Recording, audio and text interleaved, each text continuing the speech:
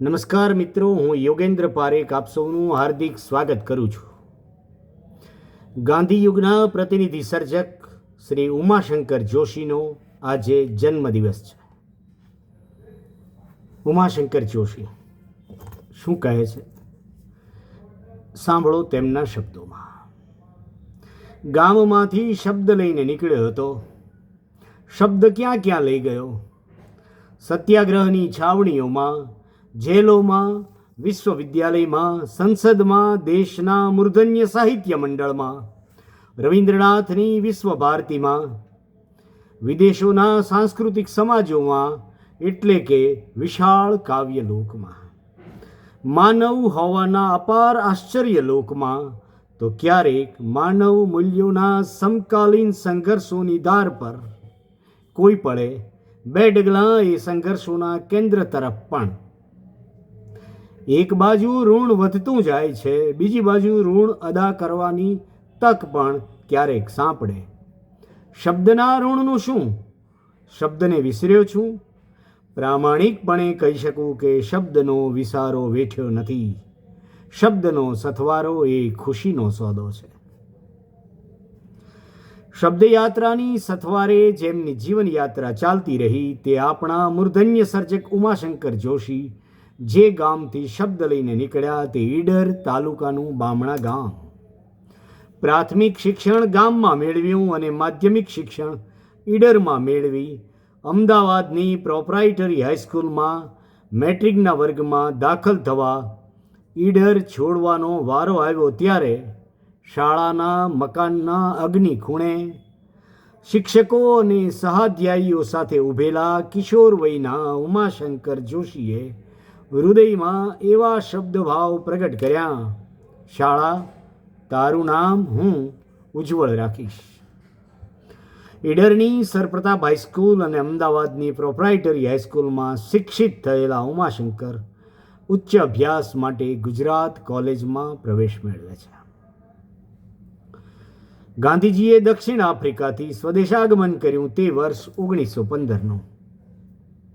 1915થી લઈને 1948 30મી જાન્યુઆરી સુધીનો સમય આપણા ગુજરાતી સાહિત્યમાં ગાંધી યુગ તરીકે ઓળખાય છે. ગાંધી યુગનો સાહિત્યિક આરંભ થયો ત્યારે કવિ આપણા યુગ પ્રતિનિધિ સર્જક 3.5 વર્ષનું બાળક હતા. દેશકાળ ગુજરાત સાચા અર્થમાં પરિવર્તનની રાહ પર હોય એ સમયના સક્રિય સાક્ષી બનવાનું સદભાગ્ય ઘણા લોકોને મળ્યું. જે લોકો તે પછીથી પૂરા 8 દાયકા સુધી 20મી સદીના અંત સુધી ગાંધી મૂલ્યો સાથે પોતપોતાના ક્ષેત્રમાં પોતાની ધૂણી દખાવી રાખવાના હતા, એમાંના એક ઉમાશંકર જોશી હતા. 1920માં ગુજરાત વિદ્યાપીઠની સ્થાપના પાછળ માત્ર એક યુનિવર્સિટી ખોલવા જેટલો ઉપલક્ષ્યો કે ઉદ્ઘાટનીય ઉદ્દેશ ન હતો. દેશને સ્વતંત્ર કરવાનું નેતૃત્વ જેમના શિરે આવ્યું હતું એ મહાત્મા કોચરબથી સાબરમતી સ્થળાંતર કરી ચૂક્યા હતા. દેશની પ્રજાને સ્વતંત્રતા અને લોકશાહીને લાયક બનાવવા માટે ગ્રામ જીવન અને શ્રમ જીવનનું મૂલ્ય સમજે તે રીતની સ્વાવલંબન કેળવાય એવી કેળવણી આપવાની ભૂમિકાએ સ્થપાયેલી વિદ્યાપીઠ ઉમાશંકર જોશી જેવા અનેકોના જીવન ઘડતરમાં નિર્ણાયક નિમિત્ત બને છે. 1931નું એટલે કે જીવનનું 20મું વર્ષ ઉમાશંકર જોશીનું. 1931નું ઉનાળા પછીનું અડધું વર્ષ તેઓ વિદ્યાપીઠમાં રહ્યા. તેઓ કહે છે, આશ્રમમાં કે વિદ્યાપીઠમાં ત્યારે રહેવા મળે એ પોતે જ કેવી મોટી ખુશનસીબી. એક રવિવારે બપોર પછી હું વિદ્યાપીઠમાં જઈ ચડ્યો તો કોઈ નહીં ને ખુદ ગાંધીજી વર્ગો લઈ રહ્યા હતા.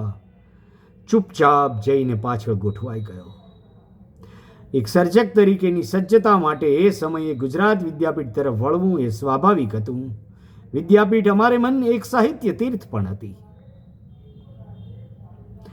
દિવાળીની રજાઓમાં 15 રૂપિયા ઉછીના લઈને અમદાવાદથી ગાડીમાં આબુ રોડનો પ્રવાસ કર્યો અને આબુ પર્વતની પ્રકૃતિ સૌંદર્યથી સન્મુખ કરે એવો પગપાળા પ્રવાસ કવિની સર્જકતાના ઉન્મેષને જીવન પર્યંત ચાલે એવી પ્રેરણા પૂરી પાડે છે. આબુ પ્રવાસ નિમિત્તે પ્રકૃતિ દર્શન કવિની સૌંદર્ય દૃષ્ટિને પ્રેરક બને છે, તો અભ્યાસ નિમિત્તે અમદાવાદ આગમન અને વિદ્યાપીઠમાં નિવાસ સત્યપુત જીવન દૃષ્ટિ કેળવવામાં સહાયક બને છે. નખી સરોવર પર શરદ પૂર્ણિમા એ તેમની પ્રથમ કાવ્યકૃતિ. આબુ ઉતરતા ઉતરતા જ એમની આ પંક્તિઓ ઘાટ લેતી ગઈ. અર્બુદાગીરીનો આશીષ મંત્ર ત્યાં જ શારદ પ્રસાદ રૂપે મળ્યો અને સોનેટની છેલ્લી પંક્તિ, સૌંદર્યો પી ઉર્જરણ ગાશે પછી આપ મેળે, એની પ્રાપ્તિ થઈ, જે નિરંતર અવિરત ધ્યાન મંત્ર બની રહી. ઉમાશંકર જોશીનો અભ્યાસકાળ અને મહાત્મા ગાંધીએ આદરેલા સત્યાગ્રહના એ વર્ષો. કિશોર વયે સૌંદર્યનિષ્ઠ કાવ્ય ચેતના પામેલા આ કવિ રાષ્ટ્રીય ચેતના અને ગાંધી જીવન તપના સીધા સંપર્કમાં મુકાય છે. સમગ્ર રાષ્ટ્રને દોરવણી આપે એવી ઘટનાઓ વિદ્યાપીઠને સાબરમતી આશ્રમના પ્રાંગણમાં જન્મ લેતી હતી. તે સમયના ભાવનાવાદી આદર્શ ગયેલા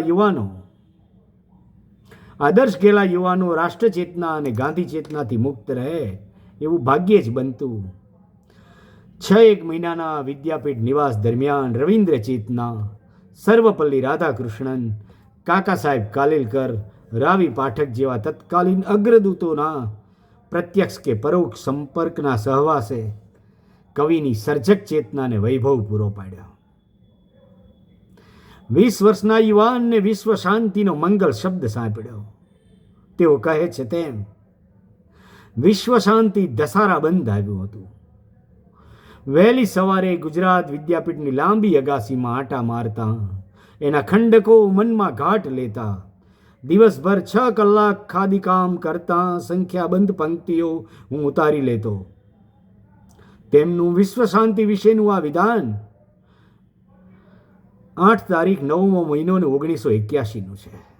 કાવ્ય રચનાનું 50મા વર્ષે સ્મરણ થાય છે, ત્યારે પણ કાવ્યના સૌંદર્ય સાથે 6 કલાકના ખાદીકામનું સ્મરણ પણ તેમના કવિ કર્મ અને જીવન કર્મની આવકાર્ય સમતુલાનું દર્શન કરાવે છે. તેઓ કહે છે, યુવાનીમાં જ રાષ્ટ્રપ્રેમના નવીનતર અભિપ્સાઓના મહાતરંગ પર અમે ઉંચકાયેલા હતા. ભારતના ભાગ્ય વિધાનમાં આંતરિક રીતે સંકળાયેલા હોવાનું ભાન હતું. 1970માં સંસ્કૃતિ સામયિકમાં જ્યારે હું તરુણ હતો એ વિષય પર તેમણે સ્મૃતિ નિબંધ આપ્યો છે. તેમાં પણ આયુષ્યના 6થા દાયકાના અંતિમ ચરણમાં તેઓ પોતે યૌવનમાંથી દેશવટો કે સમયવટો મેળવ્યો છે એમ માનતા નથી.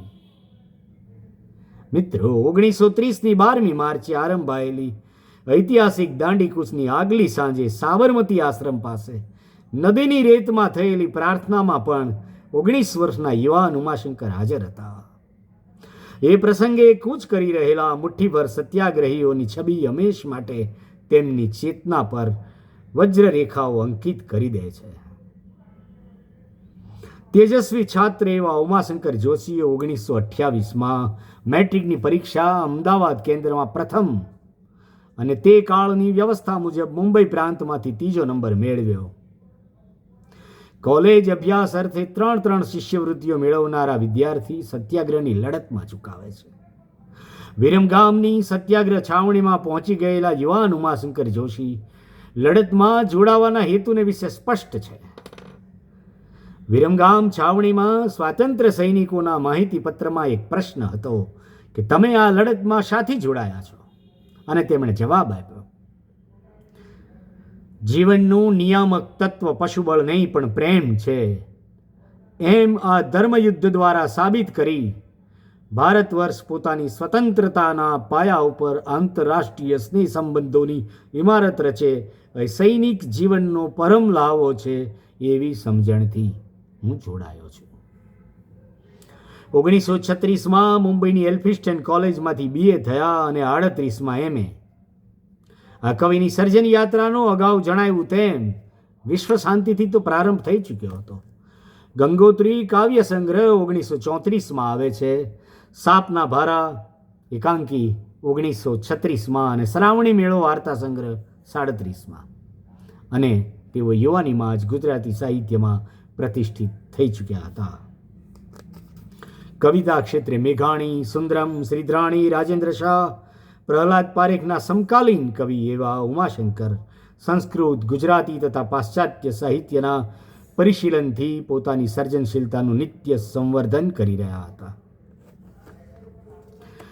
પાશ્ચાત્ય કેળવણી પદ્ધતિનો યુનિવર્સિટી શિક્ષણનો 1857માં થયેલો પ્રારંભ ગોવર્ધન રામ જેવા સંસ્કૃતિ સર્જનની સાથે વિવેકશીલ સમન્વયની સૂઝ સાથે પશ્ચિમના સાહિત્યને આપણા ભાષા પ્રદેશમાં ખેંચી લાવે છે. અંગ્રેજી કેળવણી પામેલા સાક્ષરો દ્વારા થયેલી અનુવાદ પ્રવૃત્તિ, કોષકાર્ય, વર્તમાનપત્રોનો પ્રસાર, સુધારક યુગ, પંડિત યુગ, સાહિત્યિક પત્રકારત્વ નવી આબોહવાને જન્મ આપે છે. સુધારાનો ઉત્સાહ તથા પંડિત યુગની કેળવાયેલી જીવન દ્રષ્ટિનો વારસો પામેલા સર્જકો ગાંધી જેવા પ્રચંડ પ્રભાવક યુગ પ્રવર્તક વ્યક્તિત્વની આભા હેઠળ સત્ય અહિંસાની આધારશિલા પર સર્જન વિવેચનની ઇમારત રચે છે. ઉમાશંકર જોશીની સર્જન યાત્રાના પ્રારંભમાં એ વર્ષોમાં મહાત્મા ગાંધી કથિત મંગલ પ્રભાતનું ભાવાવરણ તત્કાલીન યુવા ચેતના માટેનું સંસ્કારવર્ધક પોષક તત્વ હતું. એવા સમયે કવિને મંગલ શબ્દ સાંભળે જ એ વાતનું આશ્ચર્ય ન થવું જોઈએ. ખંડકાવ્યમાં વિશ્વ શાંતિ વિષય વસ્તુનું ચયન 20 વર્ષનો યુવાન વિશ્વ શાંતિ ખંડકાવ્ય લખે છે. આજે 20મા વર્ષે યુવાનો મોબાઈલ બદલે છે. એ સમયના રાષ્ટ્રજીવનના કે વિશ્વના ઘટના પ્રવાહોથી પ્રભાવિત કવિ યુગ સાથે હૃદયના ઊંડાણથી નિસ્બતથી પોતાનો લગાવ સિદ્ધ કરે છે. પ્રથમ મહાયુદ્ધ જોઈ ચૂકેલું જગત અને સાધ્ય સાધન શુદ્ધિની કેળવણીથી સમૃદ્ધ એવું કવિચિત સર્વાશ્લીથી ચેતના સાથે પ્રગટ થાય છે. સત્ય અને અહિંસાનું મૂલ્ય 20 વર્ષના યુવાન કવિના શબ્દમાં આ રીતે પ્રગટે છે. અહિંસાથી ભીંજાઓ ને પ્રકાશો સત્ય તેજથી, શાંતિનો જગને માટે માર્ગ એકે બીજો નથી. રાષ્ટ્રની પ્રજાની આકાંક્ષાઓ, પ્રેમ, આદરનો પડઘો યુવાન કવિના શબ્દમાં વ્યક્ત થાય છે. ગાંધીજીને વિશે જીવનનો કલાધર એવો ભાવ વ્યક્ત કરીને કવિ કહે છે, કોના સુણીને સ્વર આંસુ ભીના, ગળી જતી વિશ્વની ઘોર હિંસા, ઉલેચવા પાપ યુગો યુગોના, શું ઉતરી મૂર્તિમંત અહિંસા. વિશાળે જગ વિસ્તારે નથી એક જ માનવી, એવો જીવનબોધ જીવી રહેલા ગાંધીજીની જીવન ભાવના કવિ ઉમાશંકર જોશી વિશ્વ શાંતિમાં પ્રતિતિજન્ય અભિવ્યક્તિ સાથે પ્રગટ કરે છે. દાંડીકૂચની પૂર્વ સંધ્યાએ પ્રાર્થનામાં નદીની રેતમાં હાજર રહેલા કવિનો આ પ્રત્યક્ષ અનુભવ છેક 8મી માર્ચ 1959ના રોજ કાવ્ય દેહ ધારણ કરે છે અને ધારાવસ્ત્રમાં સંગ્રહાયેલી કવિતા છે એમની આશ્રમ દ્વારેમાં પણ દાંડીકૂચના પ્રસંગનું વર્ણન મળે છે. યુગ પુરુષ ગાંધીજી સર્જક ઉમાશંકર જોશીના સમગ્ર કવનમાં મહત્વનું સ્થાન પામ્યા છે. પ્રકૃતિ પ્રત્યેનો પ્રેમ અને શાંતિપૂર્ણ સહઅસ્તિત્વની ગાંધી ઝંખના કવિ ઝંખના બને છે. તેમને ગાંધીજી માટે અસાધારણ આદર છે.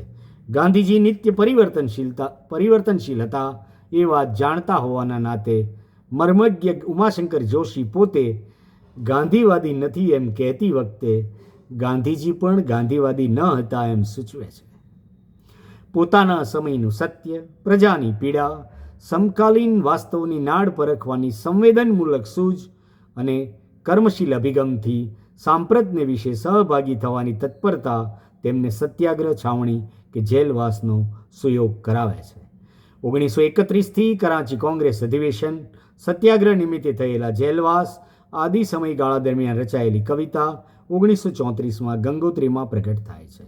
કવિ પોતે BAમાં અર્થશાસ્ત્ર વિષય સાથે ભણતા હતા ત્યારે એ વખતે કોલેજના બીજા વર્ષના વિદ્યાર્થીઓને ગંગોત્રી કાવ્ય સંગ્રહ પોતે ભણતા હતા ત્યારે અભ્યાસક્રમમાં ભણવામાં આવતો હતો.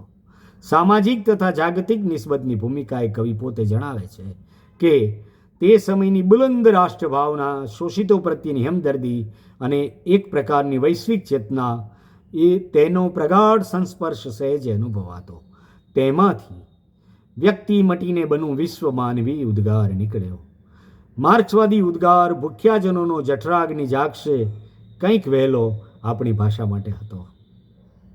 કવિ ટોમસ હુડનું કાવ્ય ધ સોંગ ઓફ ધ શર્ટના થોડા ભાગનો અનુવાદ પહેરણનું ગીત નામે આપ્યો અને ભાવાનુવાદ પામેલી અંતિમ પંક્તિઓ યાદગાર બની રહી.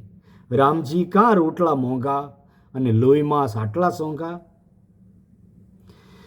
કવિએ પ્રાચીના મહાપ્રસ્થાન જેવા પદ્ય નાટકો પણ આપ્યા. ઘણી વાતો થઈ શકે. નિશિત કાવ્ય સંગ્રહ નિમિત્તે મૂર્ધન્ય સારસ્વત ઉમાશંકર જોશીને જ્ઞાનપીઠ પુરસ્કાર મળ્યો. તેમણે સંસ્કૃતિ નામનું સામયિક ચલાવ્યું. ગુજરાત યુનિવર્સિટીના કુલપતિ તરીકે તેમણે સેવાઓ આપી. શાંતિનિકેતન, વિશ્વ ભારતી, રવિન્દ્રનાથ ટાગોરે સ્થાપેલી યુનિવર્સિટીમાં પણ તેઓ કુલપતિ તરીકે રહ્યા. કેન્દ્રીય સાહિત્ય અકાદમીના અધ્યક્ષ તરીકે પણ રહ્યા. ગુજરાતી સાહિત્ય પરિષદના પ્રમુખ તરીકે પણ સેવાઓ આપી. ઘણી વાતો છે મિત્રો. આજે બસ આટલું જ. આપણે ઉમાશંકર જોશીને નિરાંતે વાંચીએ, સમજીએ. તેમના વિશે ચંદ્રકાંત શેઠે પીએચડી નિમિત્તે મહાનિબંધ લખ્યો છે, જેને 3 ભાગમાં પ્રગટ થયો છે. આજે બસ આટલું જ. ઉમાશંકર જોશીને સ્મૃતિવંદન. તમે મને શાંતિથી સાંભળ્યો તે બદલ ખૂબ ખૂબ આભાર. નમસ્કાર.